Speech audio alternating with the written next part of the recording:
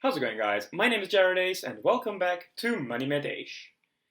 I feel like I've started each and every one of these monthly review videos by saying how rough and busy each month is, but April was particularly rough and busy. I actually spent less time looking anywhere near the markets this last month than I have in over a year due to the sheer amount of work that I have been doing away from MoneyMetEish.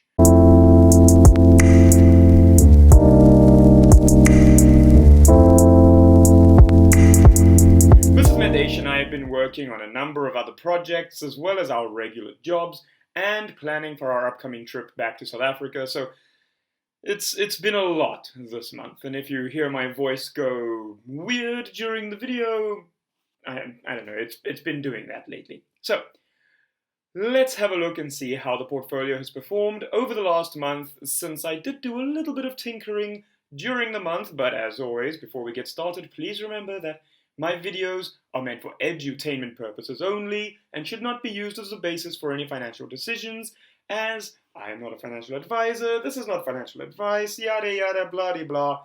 This is a blank cup. Blank cups. Put your logo on my cup.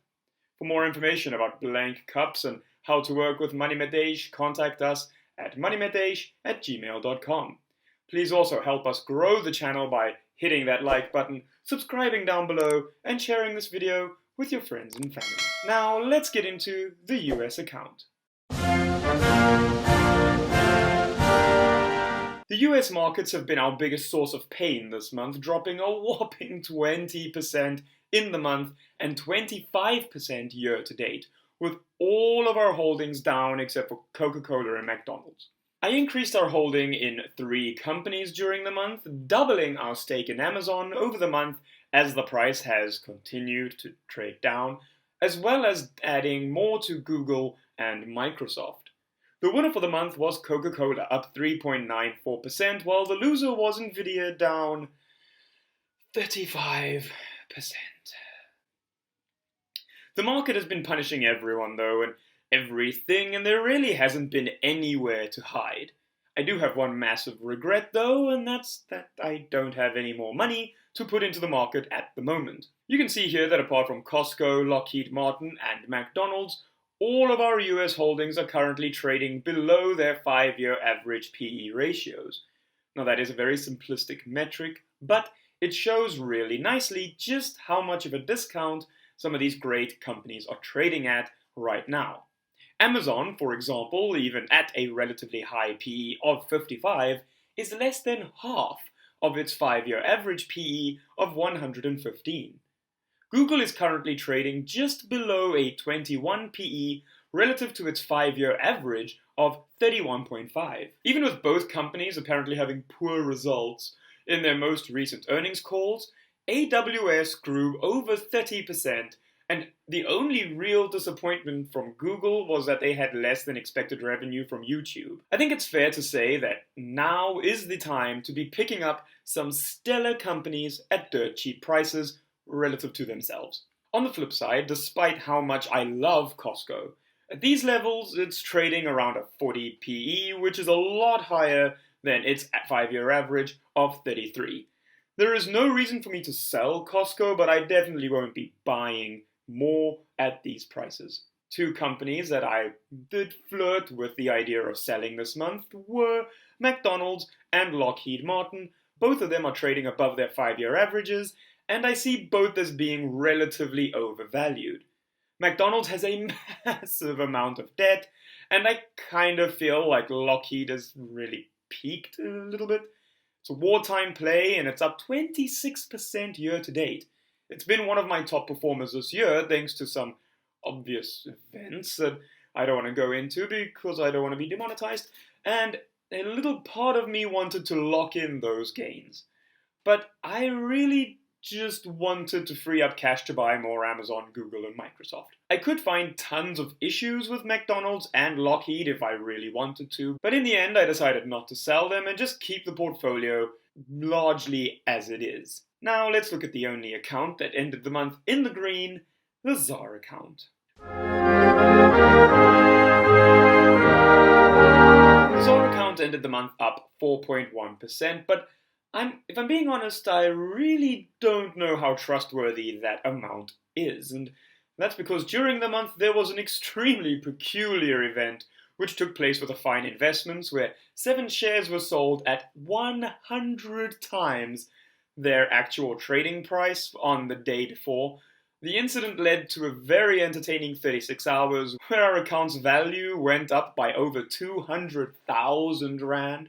The trades were legitimate though, and after I contacted the company, they had released a SENS basically saying that they have no idea what happened, there's no reason for the value to be that high, and please don't think that the company is actually the 3rd most valuable REIT on the JSE like the price suggested. It really wasn't. It was very entertaining, but it was just an error, and someone got really lucky selling their 7 shares at 100 times their value. Since that, though, trading on the EasyEquities app has basically been shut down for a fine, and anytime you want to buy, you need to do it through the trading desk, which is why I'm saying I don't really trust the 4% gain, since the price has sort of settled back down to a more realistic level, but it is still 15% higher than where it was the day before the whole craziness happened. It's a really small company. I really still like the company, but I don't know how trustworthy that 15% gain is. That is the price it is now, though. It is a little bit higher than where I imagine the company should be trading. But yeah, they should release their earnings within the next month or two, so we'll see what happens.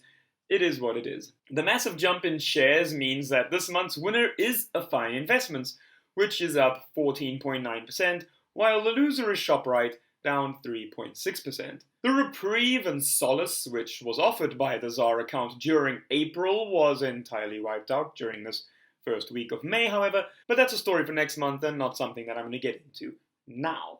And now, for the final account, the tax-free savings account.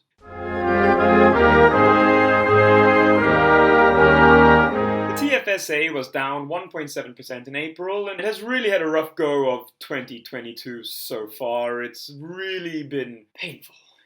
But the winner for the month was Core Shares Global, which was down only 1%, which makes it the winner since the loser is a tie with the Satrix Nasdaq 100 and Signia 4th Industrial Revolution ETFs, both ending the month down 4.89%. At a total portfolio level, we didn't make any monthly contributions this month, opting instead to rather take the money which would be put in both Mrs. MetEish and my accounts and pay off debt instead. Also, we're trying to build a little bit of a buffer while we go home. We have a lot of stuff going on in the background here as well, which we are sort of just having a look at. You'll hear about that in the future videos, not right now. So, yeah, this video has been really short. It's just a quick catch up on what the portfolio did this month. But I really haven't spent as much time looking at it this month. I haven't really done anything apart from adding to Google, Amazon, and Microsoft. So, yeah, thanks for watching. That's the video this week. A really quick one.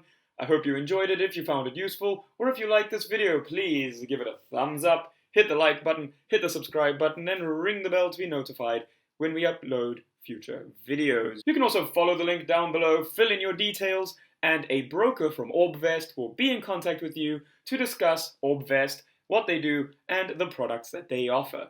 You can also follow MoneyMetEish on Instagram and Twitter and everywhere where MoneyMetEishes are. Thank you and happy investing.